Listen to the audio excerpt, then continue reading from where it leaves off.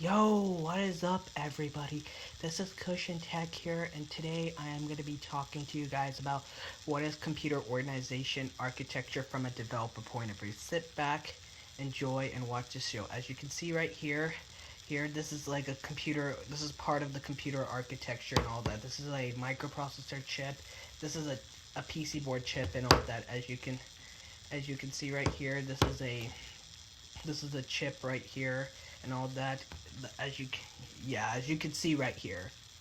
Assembly language. Assembly language is machine specific. For example, code written in an x86/64 processor will not run on a different processor. Assembly language is a low-level language and provides the basic instructional interface for a computer like processor. Assembly language gives you direct control of the system's resources and all that. Let's see. Assembly language, let's see, is pretty much one of the hardest assembly languages and most useless programming languages we'll probably do in for undergrad and all that. But it gives you an advantage when you're giving college degree. Well, if you know assembly language, you'll have a higher chance of getting a job if you're a self-taught developer. It's better to learn about assembly language. And you'll need assembly language to learn about operating systems. Translating languages. English, displaying the sum of a times b plus c, and then we translate it into C++, which is cout/a, which we display. The cout displays a times b plus c, which is the sum, and here's the assembly language of it. Here is the assembly language. We do mod EAX A, and then we multiply it by B, and then we add EAX to C, and then we call write int, which displays the output and all that. And then after that, it translates it into Intel machine language, in which let's see, mod EAXA is A100000. This is machine language. F725 is 00000004 and all that. Four and all that. And let's see, 035 and etc.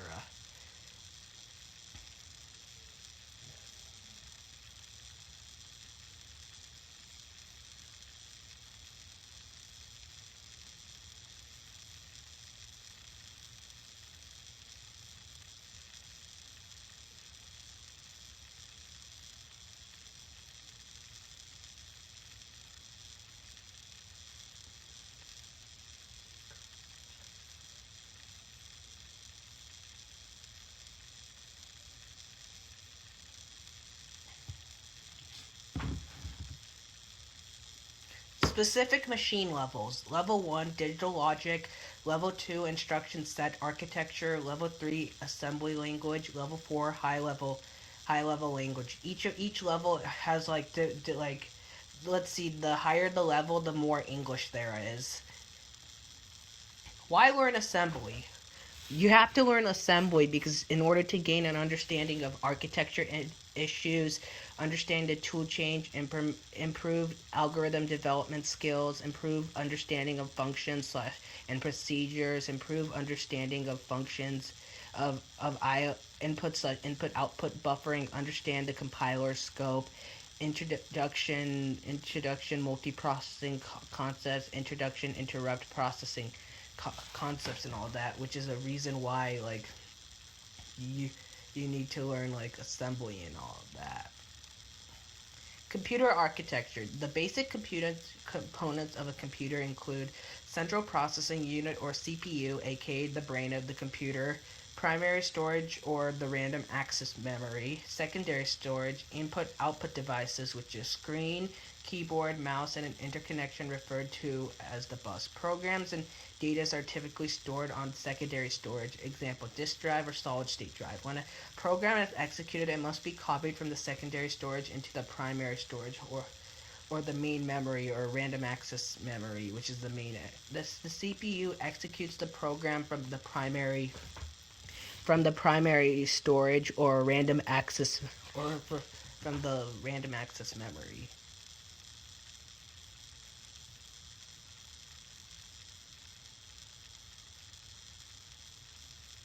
anatomy of a computer.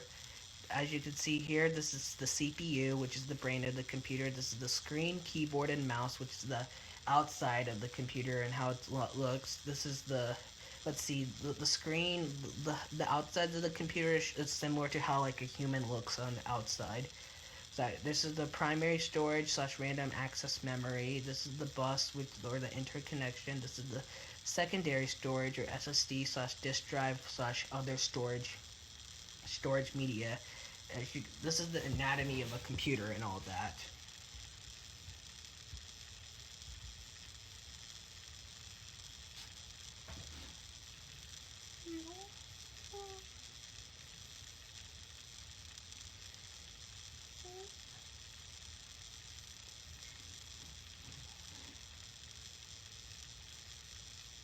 This x86-64 data storage size. The x86-64 architecture supports a specific set of data storage size elements, all based on powers of 2. The supported size, as far as, let's see, this column has storage, this column has size in bits, this column has size in bytes, and 8 bits equals 1 byte, as you can see here. So like 1 byte is equal to 8 bits. Byte is 8 bits, 1 byte. Word is 16 bits or 2 bytes. Double word is 32 bits or 4 bytes. Quad word is 64 bits, 64 8 bytes. Double quad words 128 bits or 16 bytes and all that. As you can see right here, like let's see each of them, let's see, as you can see the size, let's see, doubles into is multiplied by based on powers of doubles by times 2 of each selves and all that. C++ data storage size. C++ declaration. Char storage byte 8 bits 1 byte. Short word 16 bits 2 bytes. Int double word 32 bits 4 bytes. Unsigned int double word 32 bits 4 bytes. Long quad word 64 bits 8 bytes.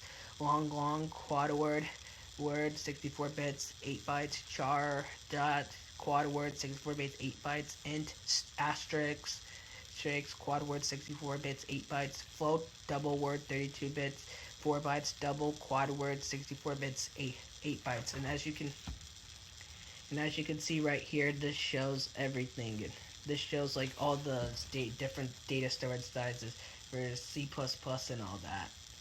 Central processing unit. The central processing unit is typically referred to as the brains of the computer, since that is where the actual calculations are performed. The CPU chip includes a number of functional user units like the arithmetic logic unit, or ALU. It should be noted that the internal design of a modern processor is quite complex and all that. And the CPU is also known as like similar to how humans have brains, computers have CPUs as their brains and all that.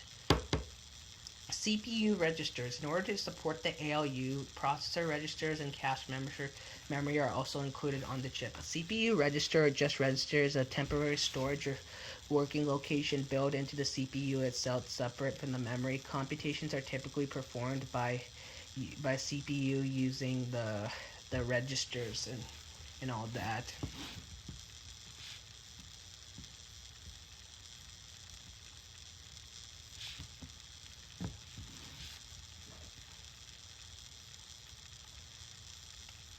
General purpose registers. When using data element sizes less than 64 bits, 32 bits, 16 bits, the lower portion of the register can be accessed by using different register name as shown in the following table. For example, when accessing the lower portion of the 64-bit RAX register, the layout is as follows. RAX equals, this is EAX, the range of EAX, this is the range of AX, this is the range of AH and AL.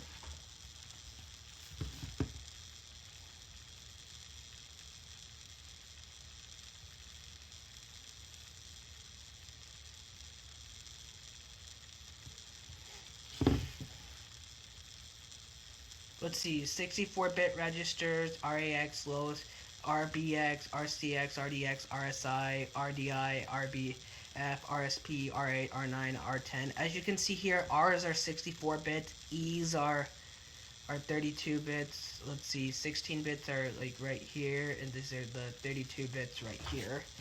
Just take your time to read it.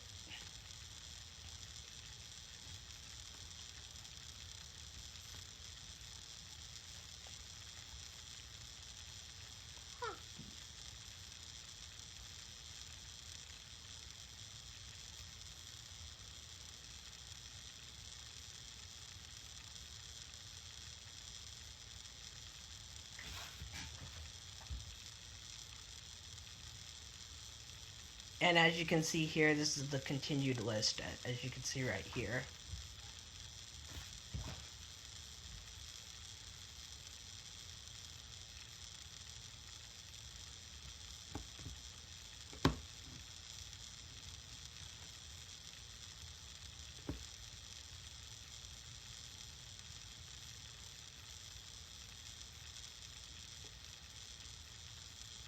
General purpose registers, or the GPRs, the ability to access portions of the register means that if the quad word RAX register is set to 5,050 billion, the RAX register would contain the following value in hex. RAX equals 0000000B, A43B7400. If the subsequent operation is set to word AX registered to 50,000, which is C5, the RAX register would contain the following hex. If a subsequent operation sets the byte size AL to 50, which is 3216, the register RAX would contain the following hex value: RAX 000000B A4CB C332. Thank you. Yeah.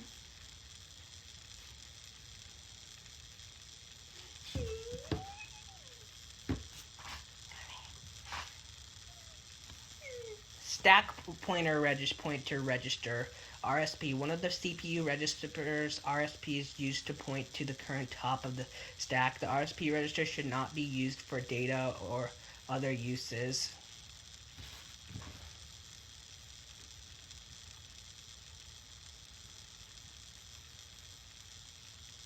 Base pointer register, or RBP. One of the CPU registers, RBP, is used as a base pointer during function calls. The RBP register should be used for data or other uses.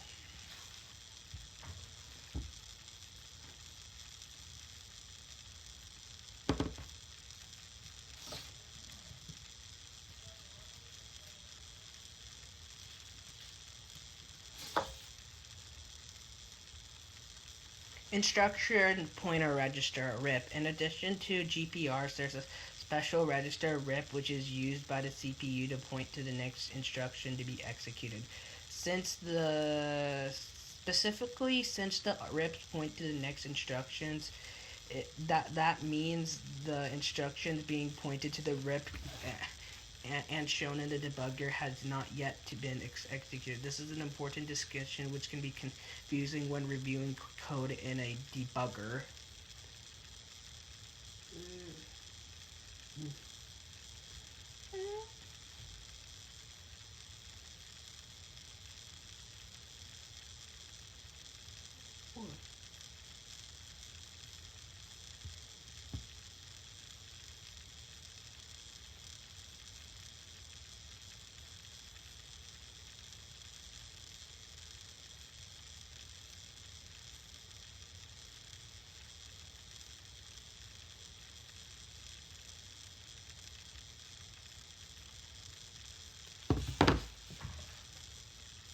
Flag registers, or R flags. The flag register, or R flags, is used for status and CPU control information. The R flag register is updated by the CPU after each instruction and is not directly accessible by programs. This register stores status information about the instruction that was just executed.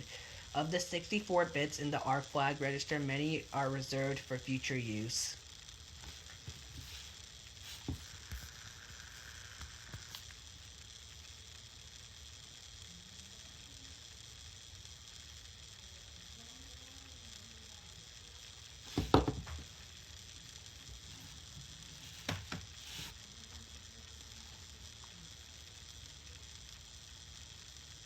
Flag registers are flags named carry, CF, Bit 0 used to indicate if the previous operation resulted in a carry.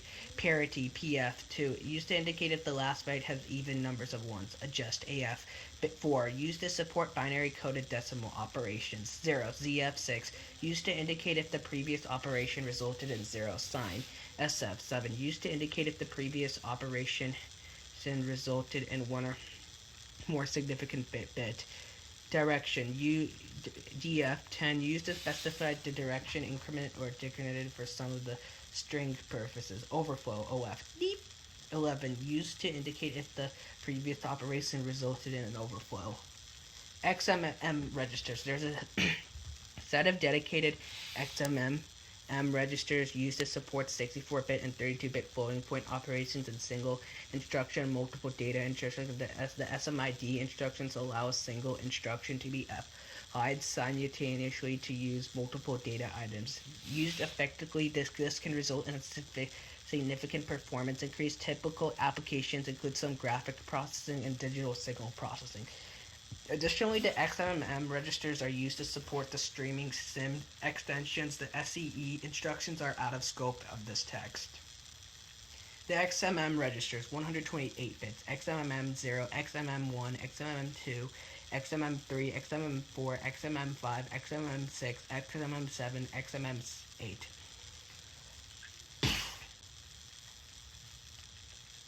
XMM9, XMM10, XMM11, XMM12, XMM13, XMM14, XMM15.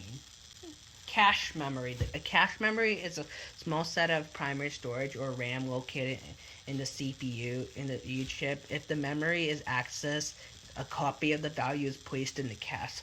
Subsequent accesses that memory locations that occur or succession are retrieved from the cache location internal to the CPU chip. A cache hit occurs when the requested data can be found in a cache, while cache miss occurs when it cannot. Cache hits are served by reading data from cache, which is faster than reading from main memory.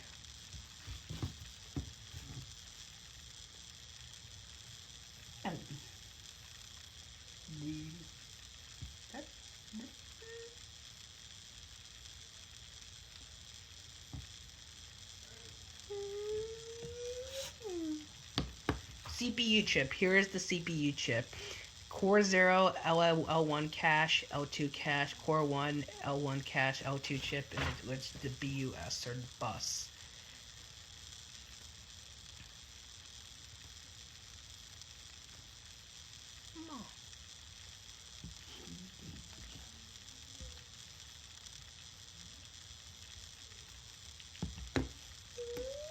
Main memory. Memory can be viewed as a series of bytes one after another. That is, memory is byte addressable.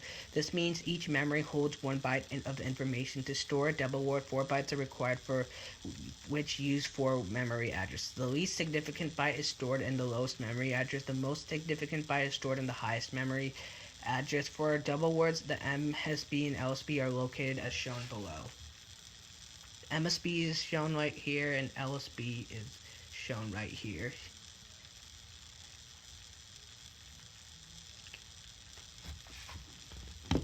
Like, LSB starts from 0 to 7 and MSB ends at 31 and all of that. Let's see, little endian data layout. Variable name var1, this is the address in hex, and this is the value in hex and all of that. And like, let's see, like, read it carefully, and as you can.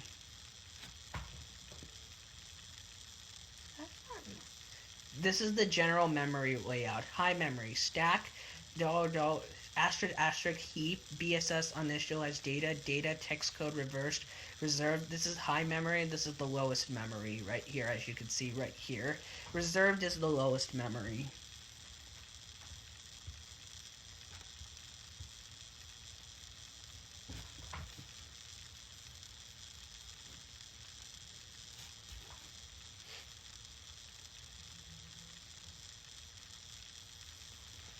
General memory layout. The reserved section is not available to user programs. The text or code section is where the machine language, like the ones and zeros that represent the code, is stored. The data section is where the initialized data is stored. The uninitialized data section, typically called the BSS section, is where the declared Variables that have not been provided by an initial value stored. The heap is where dynamically allocated data will be stored if requested. The stack memory is the high memory and grows downward. Memory hierarchy. This is a smaller, faster one, and the CPU registers, cache, primary storage, or RAM. Secondary storage, which is the disk drives, SSDs, and SSS. Tertiary storage, remote storage, optical, backup. Larger, slower, expensive, smaller, fast. The down is the smaller, faster, and more expensive. The top is larger, slower, and least less expensive. Generally, memory layout. In general terms, faster memory is more expensive and slower memory blocks are less expensive. So the CPU registers are small, fast, expensive. Secondary storage devices such as disk drives and solid-state drivers are larger, slower, and less expensive. Typical performance and size characteristics. Memory units. Register. This is the memory unit. Registers, example size, and typical speed. Registers, cache memory, and all that, primary storage, and all that. And this is the integer representation. This is size. This is 8 bits. Unsigned range is 0 to 254. Signed range is negative 128 to 127 words. 2 to the power of 16, 0, 65, and all that. Double words and all that.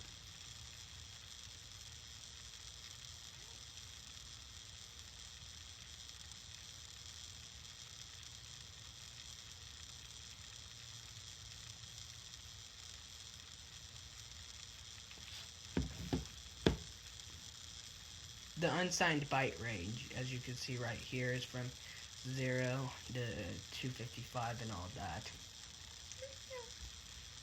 And as you can see right here, this is the unsigned byte range. It starts at 0 and ends at 255.